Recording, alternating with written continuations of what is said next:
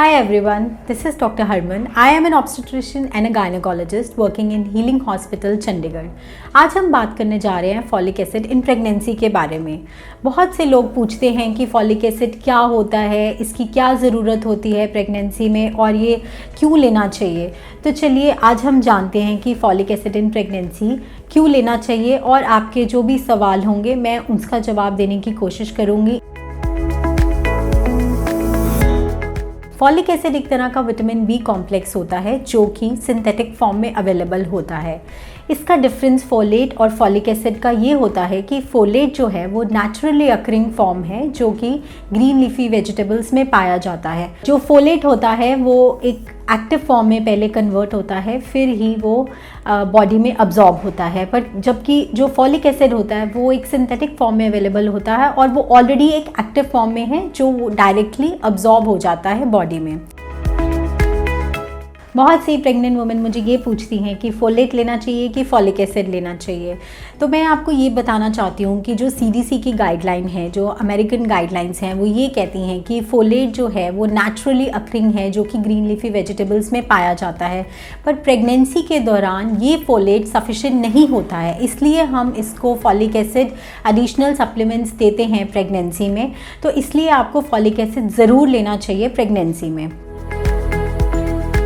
Ideally folic acid 3 months before conception start कर देना चाहिए। इसका रीज़न ये होता है कि फॉलिक एसिड जो है वो 70% of the neural tube defects prevent करता है। न्यूरल ट्यूब एक तरह की एम्ब्रियोनिक स्ट्रक्चर होती है जो कि प्रेगनेंसी के बहुत ही अर्ली पीरियड्स में जबकि एम्ब्रियो फॉर्म होता है वो ब्रेन और स्पाइनल कॉर्ड बनाने में हेल्प करती है।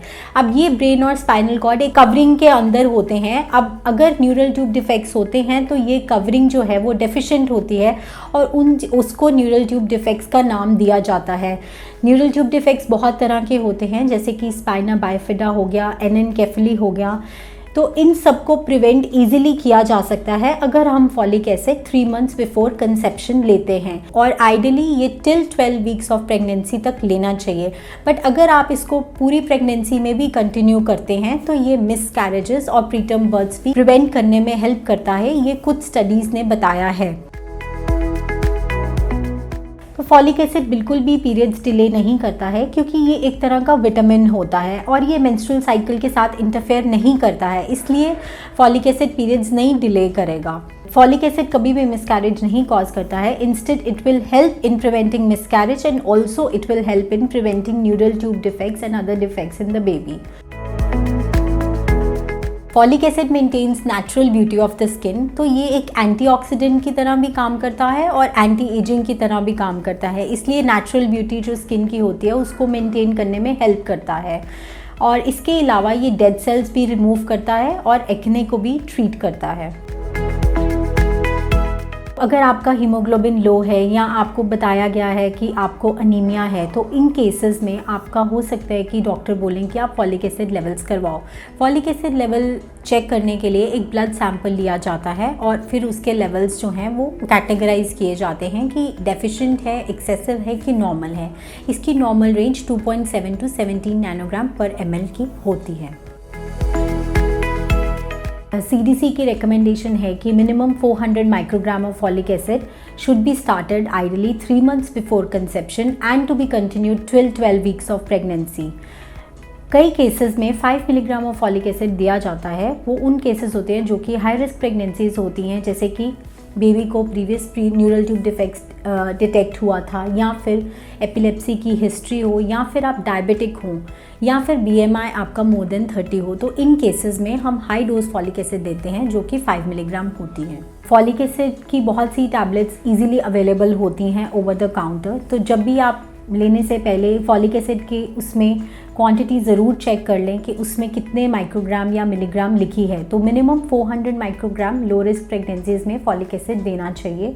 तो अब 5 मिलीग्राम्स जो है वो हाई रिस्क प्रेगनेंसीज़ में होता है और जो भी आपके डॉक्टर ने एडवाइस किया है उसके अकॉर्डिंगली आप फॉलिक एसिड ले सकते हैं।